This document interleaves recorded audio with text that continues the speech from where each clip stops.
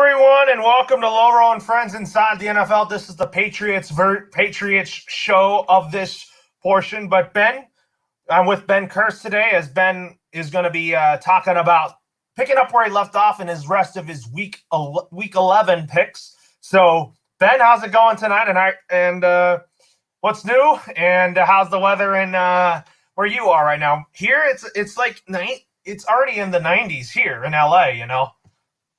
Yeah, it's a little bit colder down over in the East Coast. We've been hitting some 40s, sometimes high 50s, but at this time of year, it's extremely cold. We're now closer more to fall into winter than we have been. So I could check the temp as we talk here now, just if you're curious.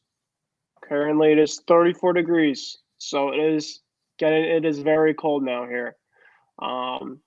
Actually high on Thursday, it's gonna be 65, so that'll feel nice. But typical Loro, it's gonna be in the mid 40s, sometimes high 50s. It's been kind of around, but it's definitely gotten colder. It's definitely hoodie and cold weather over here. So all right, so. Now, folks, with that being said here, let's get to the scoop here, folks. So let's talk about some football here. The Browns and the Patriots, however, got to play on Sunday. You were obviously at that game, and tell us your experience being at Gillette Stadium. I know I'm jealous because I want to see that stadium in person, and I want to be in that crowd because I think that Gillette Stadium is a remarkable place it's a remarkable place, and I think that it's a beautiful stadium, and I know you were there in front of a lot of people that saw this Patriots win, and it was a blowout city in this one. Yeah, it was definitely a lot of fun, as we talked about on Sunday on our program Sunday night, you, me, and Isaiah, and it was a great game. Had a lot of fun. Thought it'd be a lot closer than it was. It turned out to be a blowout. Fortunate enough, it was on our side, so it felt really good. But yeah, I mean, Loro, it's a great place. Take my bias aside. There's not only the stadium, but just Patriot place around. From yourself being from the West Coast to just if you ever want to come visit, it's not only just the stadium. You have Patriot Place with a bunch of shops for Patriot gear, restaurants, bowling, movie theater. So I mean, outside of the stadium itself, there's just a bunch of stuff around to do for kids of all ages. For people that love football. The stadium's obviously there to take pictures. There's the Patriots Hall of Fame inside the team stores. So, outside the stadium, I mean, especially, on a game day, it's a lot of fun because you have the game day vibe. But even on a non-game day, just being there, it's a lot of fun too. So, there's a lot of fun things to do, on a non-type of game day. But it's obviously it's great. It was a great game, a great feeling, and decent weather. It's cloudy.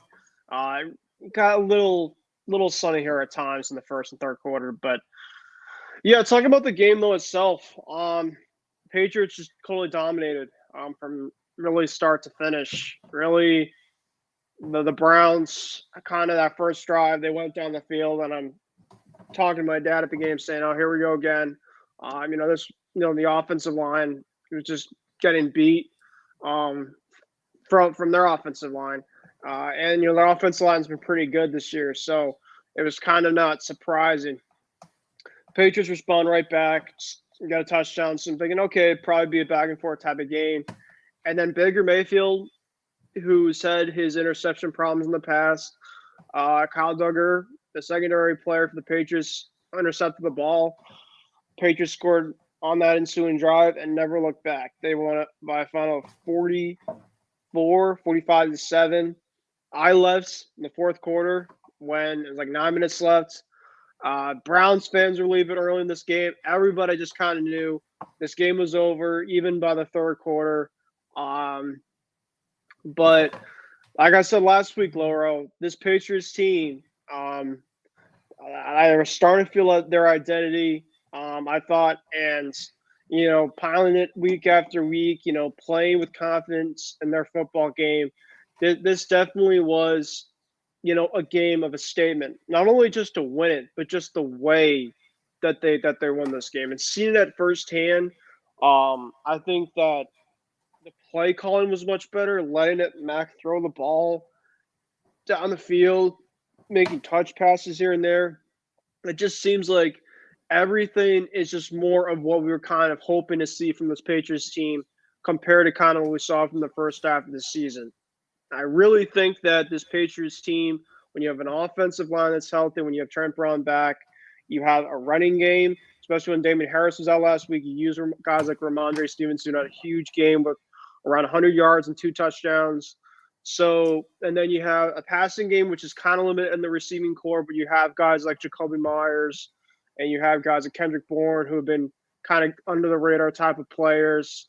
And as well, you have, your Hunter Henry in the red zone as a great target threat for Mac Jones this year. And Mac Jones, couldn't say more enough about the kid. Got fortunate enough to probably see his best performance of the season at firsthand. He just seemed very comfortable in the pocket. This was a no joke type of team on that secondary for the Browns. They're one of the best pass. I think they're one of the best defenses in football. You have guys like Clowney and Garrett. Greedy Williams was out in their secondary, but guys like Denzel Ward. So they're a no joke type of defense, and the Patriots just absolutely from start to finish. Browns never really adjusted their defense the whole entire time, which is a little bit surprising. But the Patriots just could control the clock and just totally dominated the game, and it felt good. Obviously I was just having a grand old time. The only part I was a little bit concerned about, the Patriots were up 24-7, and coming out of halftime they did have like a 3-and-out type of drive, and it looked like the Browns were going to have short field. They're like, okay, maybe, the momentum could switch a bit if the Browns somehow score some points there. But Patriots just were in control the whole entire time. It felt really good. And, Patriots now play on a short week. And we'll obviously talk about that tonight in the program. And so we'll see how they can respond to a big game like this. But now the Patriots have definitely found themselves, I want to say in the driver's seat, but definitely in a good spot in terms of where they could be potentially come before the playoffs if they make it. But I do think with the AFC kind of being wide open, I'm not saying there's no excuse not to make it, but I think you should be able to have a pretty good chance to make this playoffs. The way that I saw this Patriots team this weekend. Yeah, absolutely. It was a really good win for the Patriots. And also, we got comments here to read through from Justin Bosman, as he is now a new subscriber to our program. So, actually, Justin, we're going to get to a lot of these comments in a little bit. So, Justin Bosman actually has a question for you. It's a non-football question here. And his question for you is, you could save this question tomorrow on our baseball program tomorrow. I'll figure for the answer now. So he wants to know, what were your thoughts, Ben, on Boston Red Sox owner John Henry buying the Pittsburgh Penguins? Yeah, I mean, that was surprising to me. It seems like he's always buying something different year after year, though. And, yeah, I mean, it was a little shocking to me. But, a team from Pittsburgh, I mean, the Penguins have kind of been a team that's, had a lot of success in past years, money-wise. They, probably just had a good partnership with the Fenway Sports Management Group and found a way to get a deal done. So that's really kind of the way I look at it, Justin. It just seemed like they probably, Henry and Warner and a bunch of guys just kind of came together and worked something out. Yeah, absolutely. So basically, John Henry has bought teams. Not only he owns the Red Sox, he owns a football club up in England. Yep. Well, we'll see. We'll see. We'll see what they do. I mean, that obviously, I don't think that they're done in terms of the spending that management uses for Yeah, sure. we're going to So talk more about that we'll tomorrow, talk and then more about it tomorrow. Yep. we're also gonna be giving our thoughts tomorrow on Billy Epler being the next general manager of the New York Mets. I mean, I Yep. can't wait to tell you how I feel about it. I don't like the move, to be honest. Yeah. We'll So, talk about it tomorrow, man. All right. all right, let's get to our offensive player of the game for the Patriots. For me, I have to give it to a guy that really balled out. He was a guy that really was that with Jonnu Smith out. This guy really performed. He's really picked up. He's really gotten better. I meant to say is that this guy's really gotten better and better each week, and that is Hunter Henry. Yeah, Hunter Henry. He's been great. He had a bunch of big catches in this game. Red zone wise, he's been solid. He has 7 touchdowns this year. My guy, I have 2 guys. Mac Jones. Mac Jones was absolutely I phenomenal pick in him this every game. week, but Yeah, I just had to change it up. I was gonna say Loro. I mean, you obviously say Mac Jones. It feels like every week. This would, of course, been a perfect one to do it because I think the last couple weeks, as much as we love Mac, he definitely didn't have his best performances in terms of I'm going to put him as a player of a game type. But I do think that Ramondre Stevenson should get a lot of love in this game. You're out with your top back, Damon Harris, and Stevenson had 2 touchdowns. He was moving the chains like crazy in this game.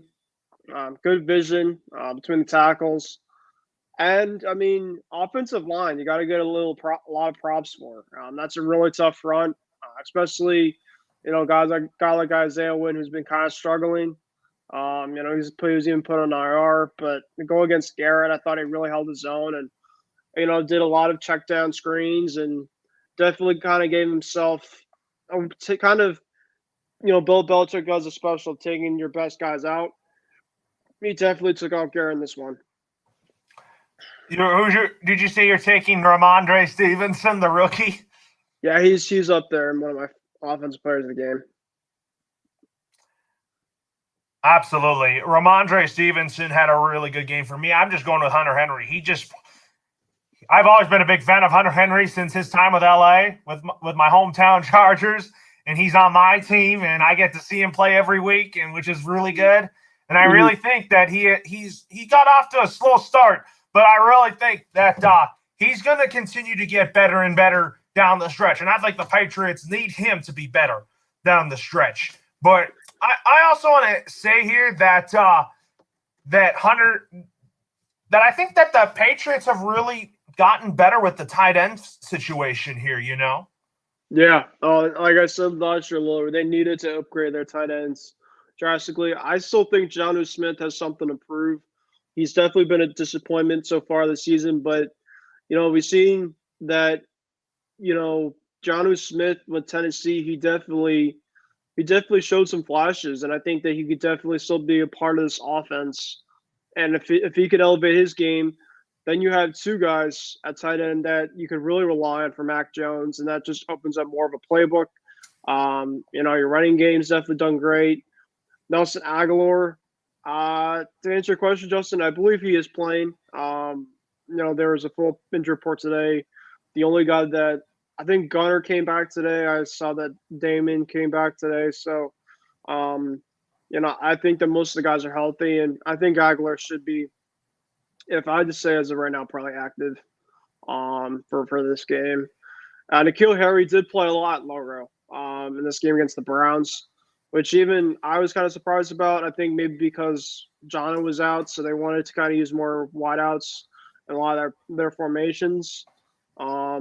And he had some good blocks. I don't think that he is a flashing type of route runner or anything at this point in his time, which is very disappointing. Especially the way I've seen Deebo Samuel go off last night, AJ Brown. Obviously those guys. You just imagine you had one of those guys. Nothing to take away from N'Keal Harry, but no, he definitely can be a vital part still to the offense. If you have a good receiver that can block, That's obviously it's better than nothing. So. Yeah, it is pretty much better than nothing here, So, anyways, now with that being said here, talk about the defensive side of the ball. There was really, really good performances here. But I'll tell you what, there was one guy that almost ran that ball for a fumble or pick six. I mean, J.C. Jackson had one of those. But I have to give it to a guy that I think really, really shined in this game. And I think my defensive player of the game for the Patriots is Kyle Van Noy. He really shined in this game. Okay. I mean, I didn't think that Van Noy played a lot, but I have to give it to a couple guys. You could say a lot for JC because JC's just been an absolute magnet this year. But I gotta give it to the front, and I gotta give it to Lawrence Guy, Christian Barmore, who continues to be just a wrecking ball. As Justin says, Matt Judon. Matt Judon's been probably the best contract that Bill Belichick. Judon is a wrecking ball. I'll tell you that, Justin. Yeah, Matt Judon is probably one of the best acquisitions that Bill Belichick has signed with in the last several seasons. They needed an outside pass rush for a while, and I mean, he is just an absolute maniac. I always loved him in Baltimore, and I mean, I think he's already tied with his career high in sacks. From Baltimore, I think he was like 9.5. He's right around 10 or whatever, which is crazy. So I mean, he's just gonna get better, and I think that they definitely can even get better by via drafts on their edge, with a lot of their rushing. But it sucks that Jamie Collins was out in this game. I think he's put on IR because Collins was a big standout to me in that game against Carolina. He just adds some more insurance as well as that linebacking crew.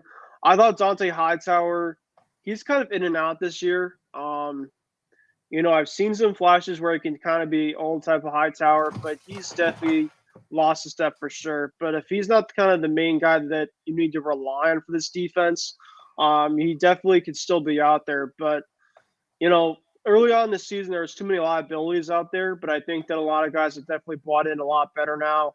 They're believing each other. They're playing tight as a unit. And David Andrews was saying something quite interesting that maybe Cassius Marsh, a former Patriot, might have not liking. And he said, AKA, in quote, the Patriots have been having a lot of fun. And I think that, we have a lot of guys out there that former Patriots that saying the complete opposite. But if you're playing like you have been playing the last several weeks and you're having a lot of fun, your confidence is out there, you should be feeling good about this team right now. Yeah, you definitely have to feel good about this team. And I think my special team player of the game, I mean, Jacoby Myers got some really good returns. I have to give it to him. Yeah. Jacoby Myers didn't really do much on punt returns. He didn't really get the ball, to be honest, there. But I would probably go with, I like the kickoff game. In terms of against the kickoff return game from the Browns, I thought that the Browns didn't really break off a lot of big runs from their kick return game that really set them up in good positions. I thought the Patriots did a really good job of kind of closing gaps and stuff, which special teams, of course, need to be good. And I think this was the best complimentary game all season, Loro. As Bill Belichick emphasizes week by week. The Patriots had a lot of good wins in the last couple of weeks, but they've won it, via whether it's offense, whether it's defense. But you just never kind of got that full-on win where you could just put it all together. And put it all together, especially against a really, really good team. An AFC contending type team, let alone even I know it's without Chubb, but still, offense, you had 99-yard scoring drive. You rarely the 45 points. It's not like you had a lot of short field time situations. They had to drive it a bunch down the field, and they got a points on basically every single drive that they had. So I mean, this was just as impressive as a Patriot outing that you probably will have seen all season, I think, so far. And also, it was good that the Patriots are starting to win more at home. because they definitely struggled to start the year at home. It's a place where they've usually been so good at for so long, and they've been great on the road. And if you get able to get some wins starting to at home, you definitely can feel good about yourself, and possibly, who knows, by the end of the time, maybe get a home playoff game. I could really want to see that. I mean, Buffalo, New England, they're going chess match here. We could be seeing a repeat of 2001. We'll see. Time will tell, man. Which I would want to see that with Mac Jones being the first rookie quarterback to win a Super Bowl here. But anyways, before we break down our divisional standings through Week 11, so Ben, finish off who your rest of your Week 11 picks. So tell me if what game you left off at. I don't remember per se. I mean, I got through I think I got through the Green Bay game. I think that was probably the last game I got through. Yeah, you got through Packers, Vikings, and you got the Packers to win this game. I'm just running the rest of the Sunday games with you. Yeah, I can just the remainder of the games after that, the primetime games and the 8 o'clock game and everything. I don't think I got to those. I can just probably go through the games, just mark the team I think is going to win, and then we'll go into our next topic. Yeah, we'll just go through this quickly since you have to leave early. So you got the Packers beating the Vikings, right? That's what you said on Sunday? Yep. And then I'm double checking. I got the Eagles winning this game. Who do you got? Eagles who? Eagles and Saints going head-to-head on Sunday. I'm going to go Eagles. And then this is where we left off at. Dolphins and Jets going head-to-head. I'm telling you what, I really think that the Dolphins could really, really pick up steam here at the right time. And I think this is a good time for them to beat the Jets. So I'm going with our boy Brian Flores and my guy Tua Tagovailoa to get a win here in the Meadowlands. I'm going to go Dolphins too. I was really impressed with the way that their defense played last week. So I think that they win again. So you're telling me there's a chance that the Dolphins could start a win streak. Maybe they go 9-8 because I think they don't want to be counted out. No, I think that they, pull off this mini winning streak, but they still got a bunch of issues that they had to clean up. It would surprise me if they had more than 6 wins this season. And then talk about the Panthers and Washington football team. I picked the Carolina Panthers. It's kind of an interesting matchup. This is kind of pretty even teams. Give me Washington. So, anyways, now let's talk about the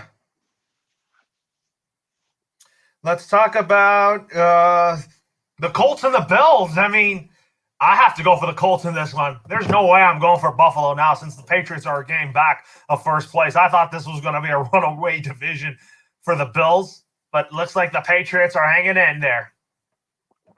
Yeah, the Colts played the Bills tough last year in the AFC wildcard game, but I'm going to go with the Bills in this game. There's a reason why I picked the Colts. I'm not trying to be biased or anything. I just want to make sure my Patriots get back to first place. Well, that's obviously our hope, but in reality, obviously sometimes you have to pick against what you want to happen. Do I want the Bills to lose? Sure. Do I think that they will lose? Probably not. I just think that they play really well at home, and they probably go on a little bit of a streak here. All right. So now let's talk about the Lions and the Browns. So I'm going to save the Lions' first win pick until Thanksgiving. You know what? Have you seen the AFC, right? There's been almost every team with a bad loss, right? Yes.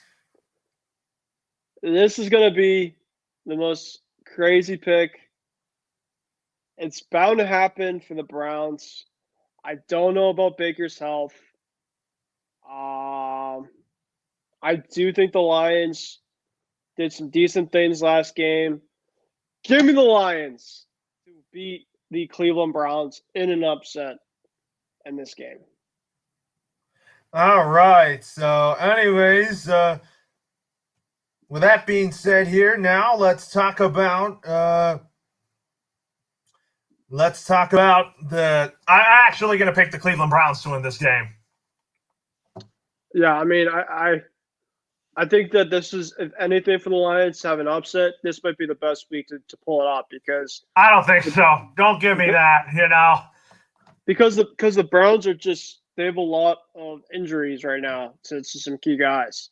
So I'm not saying it's going to happen. We'll see. I mean, they might get Nick Chubb back for this. I mean, I'd like to see him and DeAndre Swift go head-to-head in former Georgia running backs. I'm not saying the Lions probably will win, but I'm saying that they will win in terms of their best opportunity with a bunch of guys hurt and with the AFC having a lot of good teams, literally losing some bad teams. So let's see what happens.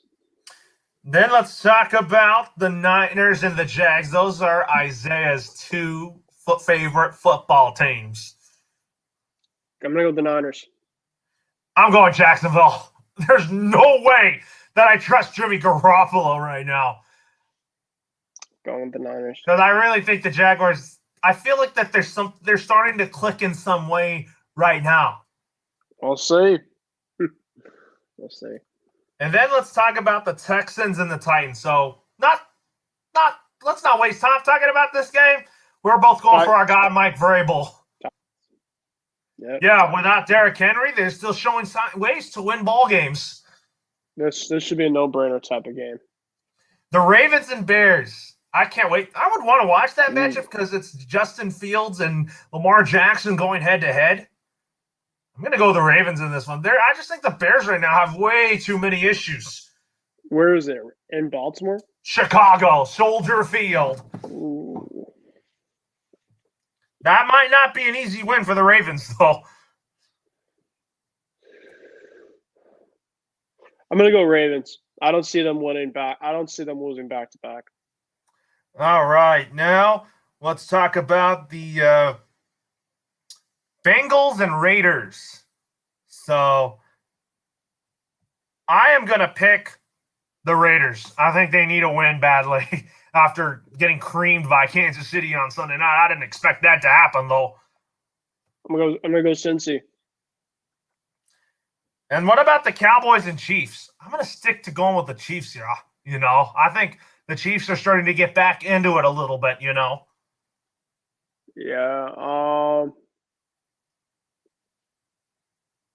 I'm going to go with the Chiefs. All right. So now let's talk about the Cardinals and the Seahawks. So I am going to pick here. Ooh, this is a tough one. It depends if Kyler Murray plays. Yeah. You know what? I'm going to still pick the Seattle Seahawks to win this game. They came off a disgusting loss to the Green Bay Packers. I could really see them getting back and getting hot at the right time. I'm going to go Seattle, too. I think Russ has a big bounce-back week. And then what about the Steelers and the Chargers?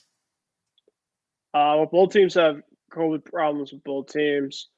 I'm going to go Chargers. I'm going with the Chargers, too. And then for Monday Night Football, our boy Brady beating the Giants. And like I said, I just think that nobody wants to see the Giants in prime time. Hopefully Tommy beats the Giants. Love it. So give me the Bucs. All right. So the standings now, you got the Bills, the Patriots, the Dolphins, and the Jets in the AFC East. So Patriots and Bills are fighting for first place right now. The Dolphins are kind of rock bottom, but I feel like that they're better than the Jets roster-wise. Yeah. This division right now, it's headlined by both the Pats and the Bills. I think they're the two hottest teams right now. Patriots have the longest winning streak right now in the division, so I think that they're playing the best football of any team in the division. Taking my boss aside, they've just been awesome. Love my team right now. Jets and Dolphins, 7 losses in the division. Still a lot of issues with both teams. But I got to give the Dolphins a lot of credit. They've been playing really hard lately the last couple weeks. The Bills and Patriots, the division will be based on their two matchups that they have, one before the bye week, one shortly right after the bye week. So the Patriots split both. There's a chance that they can win the division. If they lose both, they won't win the division, but they could still make the playoffs. It'd be much tougher. Probably not guaranteed a home game.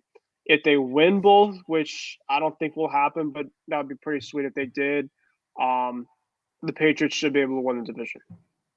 All right, now let's talk about the AFC North, but talk about one of my biggest takeaways in Week 10 is that the Steelers and the Lions both tied in this game, in that particular matchup. What was your takeaways in that game? Yeah, I didn't really watch most of it, but I think if Big Ben played, they probably would have won. It's all about quarterback play, but Steelers should be still embarrassed. I mean, regardless of who you out there, you're playing the winless Lions type of team. You had a bunch of opportunities to win that game regardless, and to really tie with that type of team. I mean, I don't know. I'd be pretty embarrassed with that. I would really kind of count that as a loss.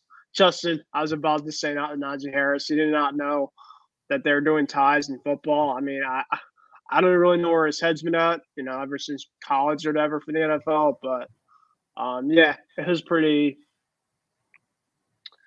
a pretty crazy tie, I guess you can say. There's never really ties that usually happen in football, so it's kind of interesting. But yeah, I mean, the AFC North is really close. Every team definitely still has a chance. The Ravens had a bad loss. The Steelers the tie, but I really count that really as a loss because they should have tied with a team like the Lions, regardless of Big Ben is playing. But they tied, so I'll give them that. The Bengals, the Browns, obviously the Browns just got crushed by us, so I don't really know if I can believe them. I'm not saying that they're a bad team. I think they're a good team when they have everybody healthy. But I mean, this will come down right to the wire, Loro. That's all I can say. It's a good division. Very good division. You're totally right about that. So now talk about the AFC South. You got the Titans, the Colts, the Jags, and the Texans. I think Tennessee's pretty much running away with this division. Yeah, I would agree with you. They're in a 6-game winning streak. Their 2-week game in Foxborough is going to be a huge one, absolutely huge one. The Colts, I still wouldn't roll out. They've been playing much better football. To be fair, though, they've played two really crappy teams last couple weeks in the Jets and Jags. But you got to win those. As a good team, you got to win the bad games. Like the Patriots kind of did on the year. So, I mean, they're still within reach, but I still don't think that they're a division winner. They could get into a wild card type of spot, but those are the two teams, Jags, Texans, you're done. Absolutely. Now on to the AFC West. It's turned out to be a really good division. The Broncos are 5-5. The Raiders are 5-4 with the Chargers, and the Chiefs, for the moment, they're in sole possession of first place. Yep. No, this is another good division too. Any team could really win this. Anyone's guess. But if the Chiefs play like the way that they did this past Sunday, it comes down to execution with that Chiefs offense. They've been really out of sync the last several weeks. I'm not going to jump ship yet in terms of 1 week's going to really just see that they're back. If they put this on for a team like Dallas or another team, then I'll probably say that they're back. But to be fair, they've been on a 3-game winning streak. They haven't been great in 2 of the last 3 games, but this could be definitely a stepping stone for Patrick Mahomes and the Chiefs team. Mac Jones is the same record as Pat Mahomes. Who would have thought, right? At this point in the year, it's crazy, just crazy how the season's been going. But yeah, I mean, this is a really good division. I still have the Chiefs probably win this division, but I think that the Chargers or the Raiders can make a wild card. But like anything, it's been crazy. There's 17 weeks for a reason, and things could definitely change from here on out. So, this is kind of like a preseason type of poll for me at this point in time. I think the Chiefs probably your best chance to win the division at this point, but you have some other teams that are kind of within reach. Heck, I still want to roll out what the Broncos are doing with the Broncos. It's just they're too inconsistent. I just don't like their coaching. You don't like the coaching of you don't like the coaching of Vic Fangio. No, never did. Yeah, it's really not. I mean, Vic Fangio is definitely on the hot seat for this. That's for sure. Definitely so. So, anyways, now let's talk about let's go to the NFC side. I mean, the Cowboys are 7-2. I think the Eagles are slowly but surely climbing back into this second place spot right here with the Washington football team and the Giants going 3-6. Yeah, some of the NFC East teams. The Giants had a bye this week, but the NFC East teams, some of them had some good weeks. Obviously, Washington upsetting Tampa was a big one. Philly going to Denver and winning that game. Dallas obviously with a big statement win against the Falcons. So some really good wins for a lot of the teams in the NFC East, but the Cowboys still the favorite without a doubt. Absolutely. So, anyways, now let's talk about the NFC North. You got the Green Bay Packers at 8-2. That's a very, very bad division. I mean, the Vikings are 4-5, the Bears are 3-6, and the Lions are 0-8-1. Yep. This division right here, I still think the Packers don't really look that good against the Seahawks. They don't really execute great. That game as a whole, you would have thought Wilson Rodgers would have been a great game. It was kind of a dud, not gonna lie. The Packers won. They're on a 1-game winning streak. The Vikings, like we said, that they're really they're kind of just a bipolar team. You just don't expect what you can get out of them week by week. The Bears on a 4-game losing streak. They've definitely been falling apart. In the Lions, well, they're not fully with every game as a loss. They have a tie now, so they're now in the column of something else besides a loss. So I can say that in a way, but they're still rebuilding like this every single week.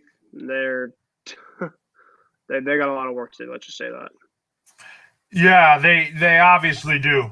It's totally a lot of work to do here for the Lions and the Bears. Yep, for sure. And then the NFC South. Tampa Bay 6-3. The Saints are 5-4. The Panthers are 5-5. And the Falcons are 4-5.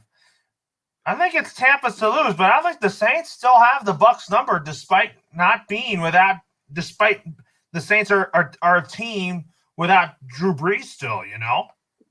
Yep. I think Trevor Siemian low-key hasn't been that bad, but he's not their long-term answer. He's not a great quarterback to really build around, but he's like a game manager. He's just an inconsistent one. I'm not gonna put my hopes and my bets in terms of he's gonna just do well for your team. But he could. There's been some moments that he's made some decent things happen. I'm not gonna lie there, but yeah, Tampa's been kind of sliding lately. Some of Brady's play has been a little bad, but their defense just been atrocious. Their secondary, they've lost a lot of key guys, but I still think that the Bucs, because the Saints have been losing last couple of games too. I still think the Bucs have the division right now. The Saints are 5-4, but they're still within reach, even though they lost the last two. Panthers are 5-5. Cam came back. It definitely brought them some juice, but I think that the Panthers are a little bit away from where they want to be, and then the Falcons are just too inconsistent. They're kind of like the Broncos to me of the NFC side. Too inconsistent. Don't hate their coaching, but a lot of work to do there. And last but not least, the NFC West, we got the Cardinals at 8-2. We'll see if Kyler Murray will be back. We have the Seahawks. They're playing the Seahawks, but they're in last. We have the Rams at 7-3. They had an absolute dud against Isaiah's 49ers, and Isaiah's 49ers is still within reach. They got their first home win, it feels like forever. The Niners have a 4-5 record. And then the Seahawks are 3-6, but I think that, with Russ back, I think that if he definitely can get going and get cooking here, he definitely could stack up some wins. There's still quite a bit of season left, but it's really between the Cardinals and the Rams, as the division, and then obviously the Niners, possibly if they can turn things around, maybe a wild card. Yeah, are you talking about the NFC West? Yeah. Yeah, we talked about the South, and then in the NFC West, I think with the Niners beating the Rams, this really helps them keep up in this really, really tough NFC, in this really tough race that they're in. Mm-hmm. Don't you think? I definitely agree. So, anyways, now that we kind of broke down the Week 11, the standings through Week 11, so we're going to be. Don't forget, we're going to be talking about in Week 12 of the season. We're going to be talking about our Thanksgiving picks and all that. So, anyways, let's talk about the next thing we're going to talk about here is when the Patriots go head-to-head with the Atlanta Falcons. So Thursday Night Football, I think it's going to be a really interesting football game. I mean, the Falcons just came off a really tough loss to the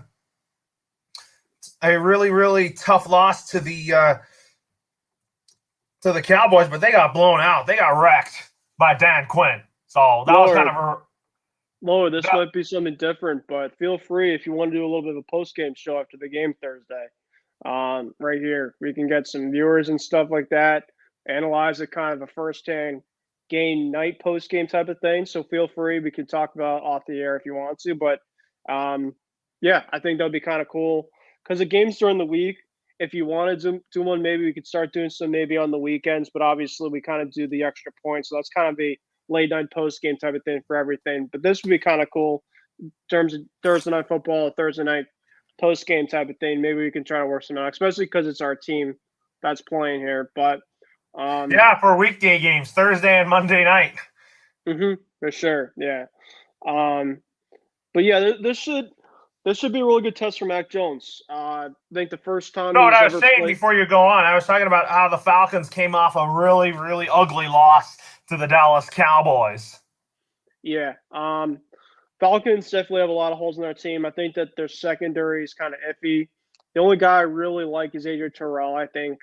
But they have a lot of issues, I think, on their secondary. I think the Patriots have a good chance to have a big passing attack game. I think Nelson Aguilar could have a breakout too. Take some shots downfield on this defense. I think you definitely can exploit there. The Cowboys put up a bunch of points through the air, I think, this past weekend. So this gives you a chance, especially the way that you played this past Sunday. Let it out, let it fly. But definitely, keep running the football like you have been. Control the time, control the clock, get to an early lead. Make a statement early. I think that this Falcons team that we're seeing Loro this week, they're coming off a dreadful loss. So obviously, they want to play their best game. Patriots obviously want to keep their momentum that they have been for now a while. So it's a big game for both teams. The Patriots obviously have the big game after this one against the Tennessee Titans in Foxborough. So they really want to take care of business in this one because you could definitely feel really good about where you are right before a huge AFC conference type of matchup at Gillette Stadium between the Patriots and Titans. So Matt Ryan is a decent quarterback. He has been, obviously, the 20-3 situation aside, but just with a comment about Matt Ryan, is Matt Ryan done in Atlanta after this season? Good question. No, that's a good question, but I'm going to say no. I don't think he is, but I think that the Falcons definitely need to change a quarterback, go with a young guy to draft at some point. He definitely doesn't have probably many more years, but I think that he comes back for next year. Matt Ryan definitely is a quarterback to me that I think gets a little underlooked.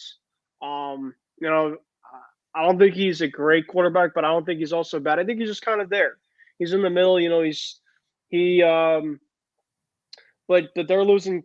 This is not the Julio Jones type of receiving core. They don't even have Calvin Ridley.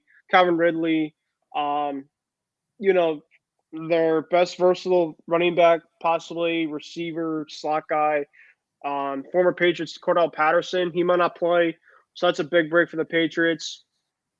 And then Kyle Pitts. I mean, Kyle Pitts is an absolute nightmare. Yeah, best of luck and prayers to Calvin Ridley. I know that he obviously is going through something more beyond football. He's obviously working on himself. So, definitely best of luck for him, and hopefully that everything's okay for him. So, but in terms of the game plan, I mean, obviously, the Patriots, they've gotten a little bit lucky here the last couple of weeks in terms of some key guys being out. Obviously not discrediting them any credit for the way that they've been playing, because with the way that they've been playing, this has been absolutely phenomenally great and crazy. And obviously want to keep it going. But Kyle Pitts obviously is a guy that you do need to look out for. He is a matchup nightmare. He's a tight end, but obviously he kind of acts like he's a receiver at the same time. Just a big body, big force. I think that the Patriots definitely should shadow him, double team him as much as you can, and let other guys beat you. They got guys like Russell Gage and Tyjon Sharp, and some guys that just they're okay. They're nothing special, but execution. You got to execute if you're the Patriots, because you get out early at the top of this game. I'm not saying this is going to be a game like the Browns game, but I think you can really punch them in the mouth early, because I just don't know how much they have in terms of firepower with that team. The Browns team, on the other hand, I thought that they can come back with some of their firepower. They just never really executed great. A couple other comments from Justin. I don't want Cam Newton to suck. I've always been a Cam fan, but I do think that he wasn't the right fit for our system. I thought that he brought a great personality, great vibe, but I think that, and Bill, I think, really liked him, but I do want him to succeed and have him do well, especially going home to an environment that he really loves very much.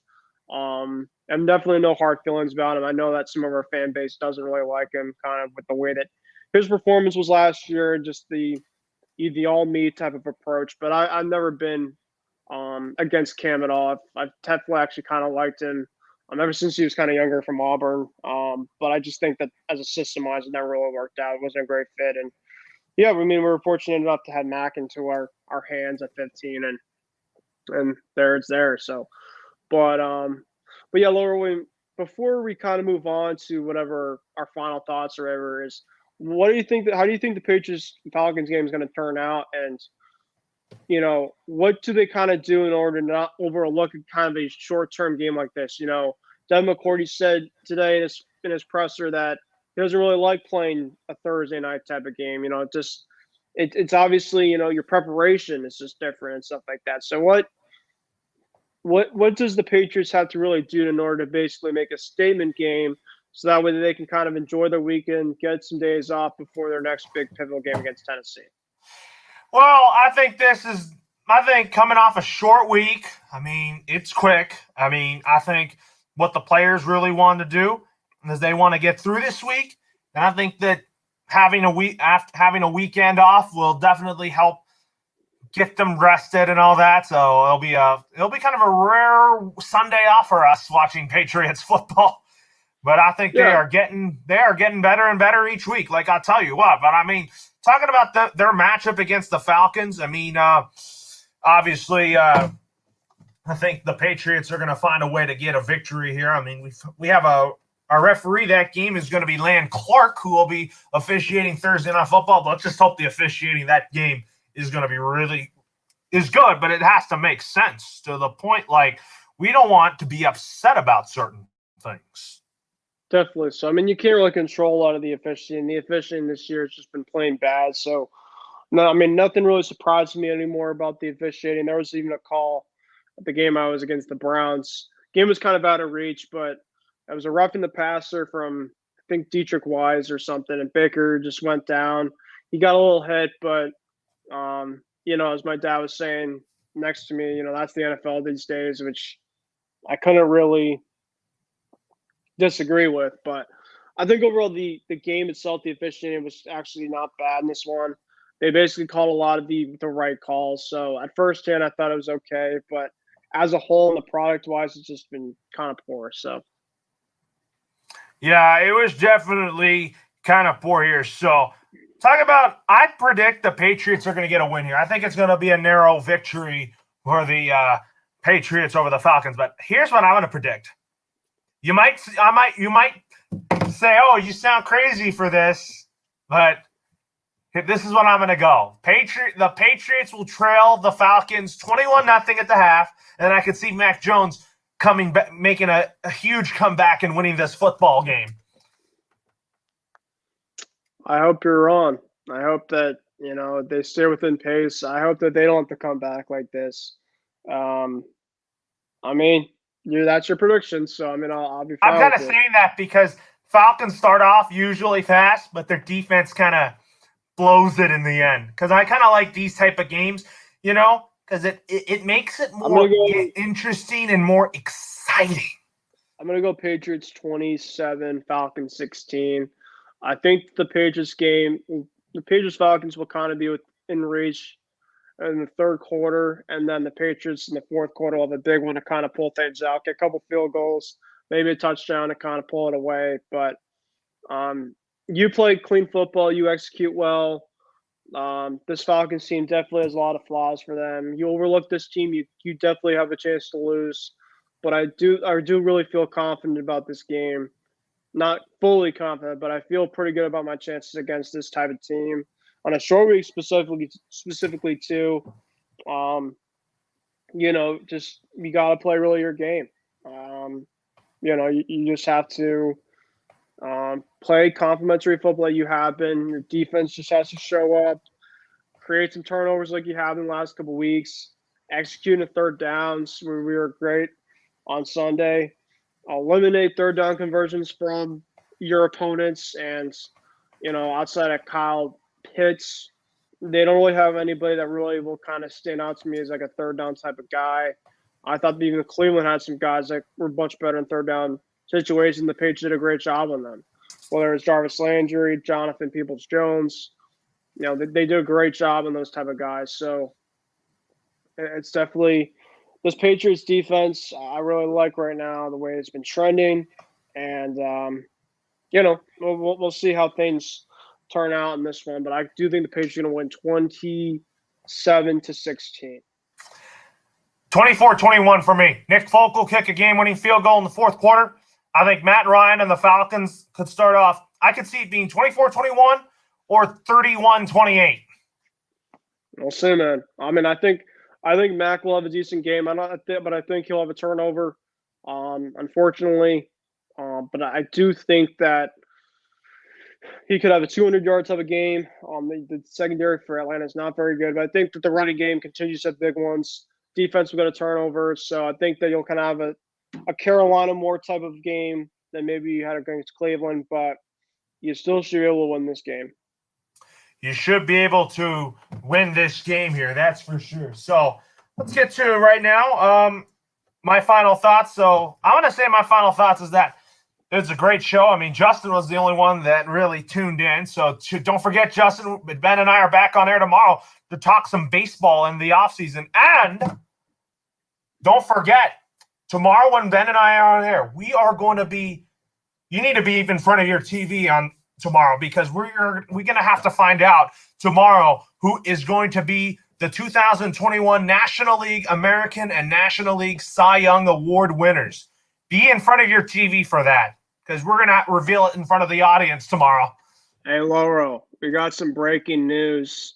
It's the end of an era for one of your favorite arenas in LA. The Staples Center will have a new name. I don't know how you feel. I don't know how you feel about that. I'm kind of that's obviously beyond this with my final thoughts, but I just saw it to be called renamed Crypto.com Arena starting on Christmas Day. And I don't know if they have any Christmas Day games, but yeah, kind of interesting. I don't really know how to feel about that. I've always been kind of used to that name. As a Celtic fan myself, obviously, but that's just the breaking news I saw. So that's that. Wow. Yeah, I mean, It's believed to be the largest U.S. venue naming rights to deal to date. So I'm definitely going to have to, after we're done with this, kind of read more into that. There's obviously more and more to that, but great show. Yeah, I was talking about Justin joining with the comments. You're the MVP, Justin, for tonight. You're the best man. We will have more tomorrow talking baseball. I was telling you, Ben, be in front of your TV tomorrow because we're going to be finding out tomorrow live on air who's going to be winning the National League and American League Cy Young Award. Yeah, and they did announce the managers of the year. So we'll talk about that. We'll talk about the rookie of the year. Yeah, we'll talk about that. We'll talk about it all. But for football stuff, we will talk more about the Patriots-Falcons game and everything football-wise again this weekend. So feel free to, but everybody enjoy the rest of their night. Yeah, so before we go. It's kind of my final thoughts for tonight. For tomorrow, for those who are expecting who are the Cy Young finalists, it's Garrett Cole, Robbie Ray, and Lance Lynn of the White Sox, Blue Jays, and the Yankees. And for the National League side, Max Scherzer of the Dodgers, and then Corbin Burns of the Milwaukee Brewers, and Zach Wheeler of the Philadelphia Phillies. So, as much as Max Scherzer gets Cy Young awards, I would like to see him get another one, but I have to give it to somebody that has never gotten it before based on the top 3 finalists. So, to end it right there, I told you that I think Corbin Burns will end up winning it. We'll see, man. We'll save that stuff for tomorrow. But you have a great rest of your night, man. Like always, it was a great show, and definitely want to get myself reading into more of this Staples Center stuff here before I go to bed. So yeah, have a good one. Yeah, have a good one, everyone. Thanks for tuning in.